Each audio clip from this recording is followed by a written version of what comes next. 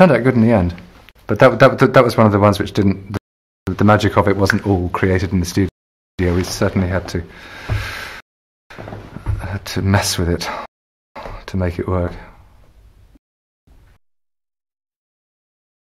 That was a great one to get to listen to first. I mean, obviously it's quite late on in the record, but to have that sort of thrown at you as the first song you ever hear that he's done, I think is interesting, because I mean that is a very simple song. It's not, it isn't, huge orchestras and blazing brass sections or whatever. It's basically just him on the piano, and coming from that kind of field of music, I think that probably would have appealed to me anyway. But it's a very simple song, in terms of what it does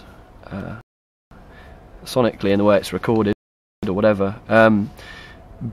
But the emotional content, the lyrical content, is what grabs you. It's immediately you can pick up what the story's about.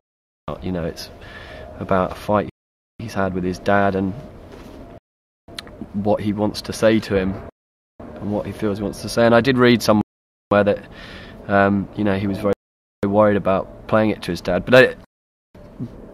but actually his dad said it was a great song. And I think that kind of honesty that he has in his music is something that really appeals to me. Just to be able to say, I was so angry, when we had this fight, and I want to express that in a song. And I think that's a really rare quality in a songwriter. I think there are a lot of people who go around writing music these days that's kind of very cliched and probably draws on stuff that they've heard on old records 30 years ago, or it's not really about them, it's about an attitude or about angst or about being something that they're not.